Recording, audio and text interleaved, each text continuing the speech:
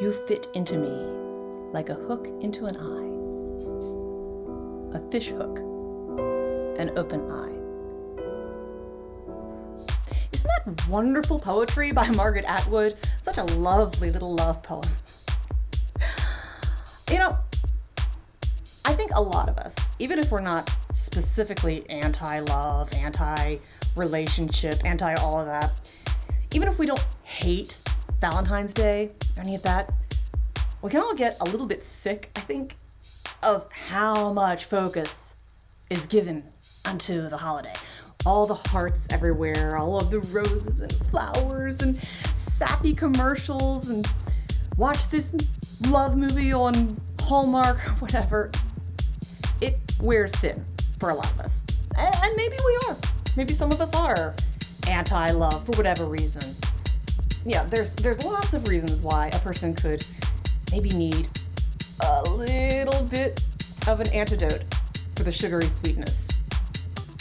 Now, we're a week past Valentine's Day, I get that. More than a week. So maybe you've recovered already. But just in case you haven't, I wanted to give you a little bit of a fun project, a fun little craft, just to take the edge off, add a little salt to the sweet of the season. And so we're making roses.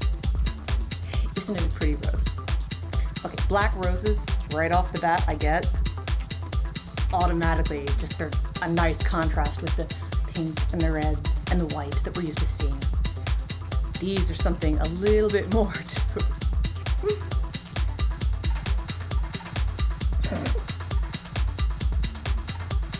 Let's have some fun. Okay, so in your bag, there's a variety of things, but the first thing I want you to turn your attention to are all the squares. There's 9 of them in there. Each rose is going to take 3 of them. I'll let you make 3 roses if you want. So, let's go ahead and get the first square. This is really easy, folks. Even I can't mess this one up, mostly. So we're going to fold it in half, point to point, making a triangle, all right? Easy. We all know basic geometry. Then we're going to fold the points together again and make another triangle. And once again. Now it's a little harder to make that last fold, but you should be okay, right? Then we're going to do the same thing to the other 2 triangles. I don't think I need to show you all of the detail again. You guys are good at this. Triangles. 3 sides, 3 points, 3 triangles per rose. See? There we go. Now, you can freehand this next part, but I am not so hot at doing visual work without a little help sometimes. So what you're going to do, if you're like me, is find a white colored pencil or a white piece of chalk, whatever you have. It doesn't matter. No one's going to see this part. And you're going to point it towards you with the open end, the 2 points that are not together, away from you. You see what I mean? It's hard to describe. And we're going to draw a line from underneath the point across to the bottom of the triangle. The goal here is to have it, when you're going to be cutting it out, to have it look like an ice cream cone and not a lopsided one, right? You want the points, you want it to kind of look like the, like it's not Lamini, okay? I don't know how best to describe this to get you to understand what I mean, but you'll see. You'll see when we cut them out, right? So, and then just do it to the 3rd one. These are all the same to start. There we go, and just draw the best you can.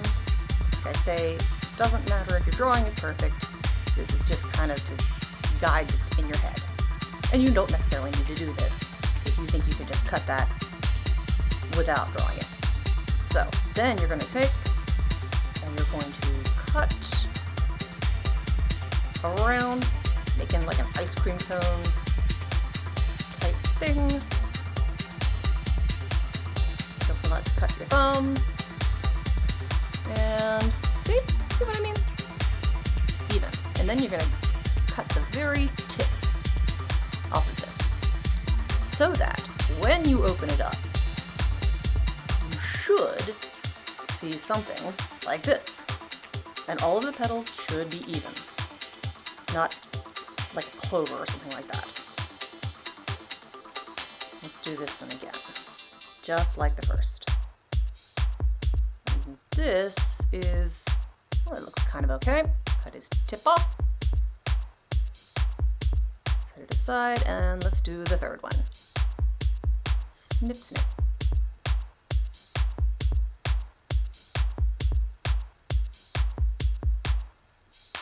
Here we go. Let's take a peek. We're gonna have to open them up, I think, to really get a look. Make sure that everything looks good. Like I say, you don't want, you know, 2 petals together and then 2 petals together and then 2 petals together. You want them all to look the same. Right? See how that one comes down a little further on one side than the other? Gotta have them be even. Just snip that down a bit so your snow cone is not going to fall off of the cone itself. That's a little better. A little better. Alright, so the next thing we're going to do is we're going to look at one of these and we're going to see the little individual petals. We're just going to cut out one petal. Just from the edge right to the middle. One little petal. There we go. You could throw this away, but hang on to it for now. I just want to show you something a little bit later. On the second one, we're going to cut out 2 petals. Easy peasy so far, right? Not difficult at all. I have to tell you, that is a refreshing change. After so many crafts that I managed to screw up in any number of ways. So far, no mistakes. Go me. Alright, on the last one, we're going to cut out not 1, but 2, but 3 petals. Go, 1. And count over 1, 2, 3, and cut that out. Okay, now you should have arcs. 1, 2, 3, each one bigger than the next. And we're going to glue. I recommend using something like tacky glue because it dries faster, but any old glue will work. Glue dots, glue stick. Glue stick might be a little difficult to use here. And you're just going to make a line along the edge of the cut petal. Okay. This glue is not working. Why is this glue not working? I can hear it moving. There. And we're going to curl it in on itself so it makes a nice cone. Oh crap. I just realized I made my first mistake. It's okay. It can be fixed later. For now, let's just secure this with paper clip will work. You could just sit there and hold it still in your hand until it's dried enough that it's not going to fall apart. But since I need to move on to the others, I don't have time to show you glue drying on a video. Let me show you what I should have done before I glued it. We're going to curl the petals outward. You can do this just manually with your fingers. You could use the pipe cleaner that's in your bag to curl it around. I'm actually going to use a coffee stirrer just because I had one next to me. It really doesn't matter. Accuracy is not required for this part. Like I say, pipe cleaner will do just fine, or you can just use your fingertips. We're going to curl each petal outward, away from you, just the tiniest bit. You're not really going to be able to do much more than that before it hits the next petal, but this doesn't have to be done much at all. See? You're going to do that to each individual petal before you move on to the gluing, because doing it after the gluing makes things much more challenging. So, once you get done curling all the petals, then you're going to take the next one and curl its petals outward too. If you do them all at once, it's easier to remember to do all of them and not accidentally forget one of them. Not that you wouldn't notice when it came time to assemble the flower. You will figure that out if you skip that step because it looks so much better this way. Alright, about there, about there. Good? Almost. And now we're going to go to the gluing. Now we're ready. All right. Take the glue, draw a line, draw a line, draw a line. Glue, you're messing me up here. Draw a line. There we go. Tacky glue is a bit thicker than just Elmer's school glue. It does have, its reasons for use. Like I say, it dries much faster. It's stickier from the get-go instead of being so liquid. You just want to make it into a nice cone shape. A paper clip will hold it in place while it dries. Believe me, you don't want to rush this part. You don't want to try putting your rose together before it is dried,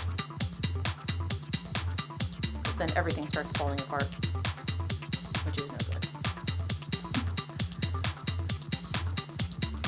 See how fiddly it is?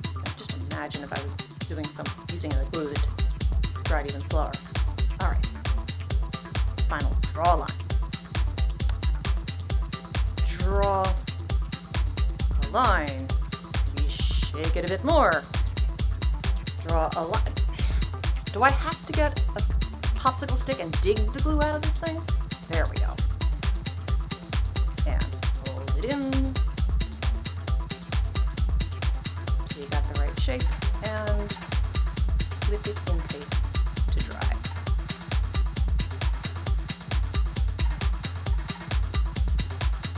Alright. Just got to get it to the point where it's not going to immediately fly open when you're not looking. I promise you, you will be able to do this much more quickly than I. Oh, looks like I don't have to clip it anyway. These all out. And now, because I actually learned something, I think, after all of these videos, I actually thought ahead. I am going to set these aside because I have made 3 that are already dry. Yay! Go me. Alright? And so I'm going to take these, and I know you're getting impatient to know what is going on with the eyeballs over here. You probably have already figured that out. I showed you the rose in the beginning. Be patient. Just set them aside. We don't need them yet, because we still got to put this thing together. So first you're going to take the one that only cut one petal out of, it'll be your biggest flower segment, and then stack them. Just like using stacking blocks when you were little. Big, medium-sized, small. Now, if you didn't throw away those middle portions, and if you didn't feel like making an eyeball in the middle of your rose, you could take them and keep going smaller and layering them in. So you would take your 3-petal, I'm just going to curl the edges roughly because I'm not going to do this, but I'm showing you how you could if you wanted to. Then you would glue this. Fair warning, the smaller these things, the harder it is to glue them without getting glue all over your hands and table and everywhere else. You would take the middle one, same thing, just kind of making a little cone, and of course the last one, you can do it, and no one's going to care if it looks beautiful, but basically you might as well just be curling this thing around the pipe cleaner or the coffee stirrer. And once they're all dry, you would stack these up, same as the others, layer them in. And if you put this in the middle of your rose, you get a much more full flower. That's if they don't all fall apart. But we actually need the space in the middle for what we're doing. If you don't want to do an eyeball, that's the direction. But I'm veering off that course for now. So you're going to take the glass eyeball, or the glass marble that was in your bag, and you're going to look over the sheets of eyes until you find one that just cries out to you. You might want to take the marble actually and place it over some of the eyes, just to get a look at what it's going to look like underneath once you've affixed it. Find the one that just looks best to you. You can kind of see here what I'm doing. Not that you need to, but whatever. Once you find the one that you like, that one looks nice. Once you find the one that you like, you're going to take your scissors that you were using to cut your petals. Oops, dropping things. I've already got one cut out here. You're just going to cut it out, just in a circle. And then you're going to glue. This will dry clear, but if it ever comes out of the bottle. Come on! This is going to dry clear, so you don't have to worry about obscuring anything too much. But just in case, you don't need to use too much glue. It's paper. Paper sticks very easily to a flat surface without too much. So then you just kind of glue it on, eye side facing into the marble, obviously. And just set that aside to dry, right? Here's one I've done that's already dry. And we're going to take that, and we're going to get ready to assemble now this whole thing. I'm going to put some glue. Don't worry about being neat with this. You just want to put it, because obviously the flowers don't nest neatly into each other, especially if you're turning them, so petals are kind of overlapping. So you're just going to put glue wherever it might actually press into itself. Wherever it might touch. Right? Don't worry too much. It'll dry clear. Right? Okay, once you kind of got that sticking a bit, you're going to go and you're going to put for the next layer in. Right? Now, you've got a lovely little start of a flower here, right? You're going to take the pipe cleaner, which is going to be your stem. I've given you a long one and a short one. You can cut the long one in half if you want to make 3 separate flowers, or you could fold it in half and put a rose on either end and you'd have them on the same stem. But you're going to kind of notch one end so it doesn't go all the way through. Push it down through the hole. Just kind of, it holds it together very nicely and makes your stem. Yes, you can see it. That doesn't matter, because now you're just going to sort of flood the middle section with glue. Well, you're going to attempt to. I really hope that your glue is working better than this. There we go. Flood that with glue. We're going to press the eye into the center. Ooh, isn't that nice? Now you want to have this dry very carefully.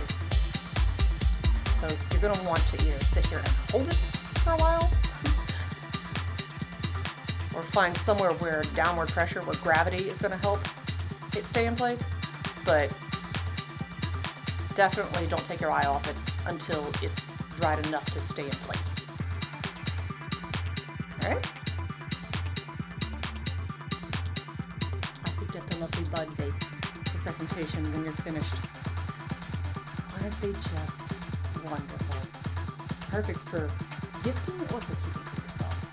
And you can do more with this. Like I said, you could do it without the eye. Once you're putting it together, you could choose to add a bit of glitter. PSA. Glitter, totally awful for the environment. A lot of people already know that, but just in case you don't, glitter is terrible. You can make your own more environmentally friendly glitter by using Epsom salts, or just regular salt, but Epsom salts looks really nice for a nice glittery shine when you're done. Just put some food coloring on, let it dry, make sure you crumble it up and so the food coloring doesn't make it all clump.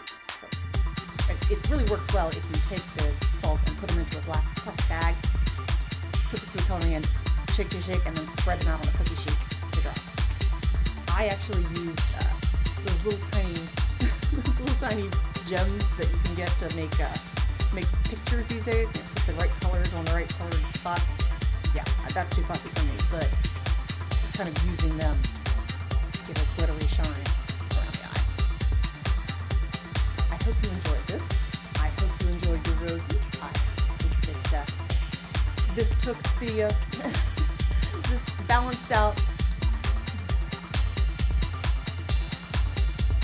I hope you enjoyed this. I hope you enjoyed your roses. And I hope that this was sufficient to add a little balance to the universe.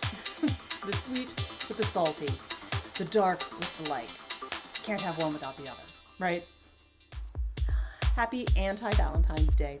And just letting you guys know, in March, we're back to in-person programming. So make sure that you check the library's website and all of our marketing materials, Facebook page, all over the place to see what kind of cool things we've got coming up at the library where we can finally get together and hang out, and I can break out the popcorn machine and other kinds of stuff. We've got writing club coming up like next week. Really hope to see that's open. If you've got a younger brother or sister who's at least 8 years old, you could bring them too. Everybody should come. We've got that coming up just this coming week on March 1st. So spread the word. I will see you guys later. Coming up next month in March, our craft and chat will be button making. I hope to see you.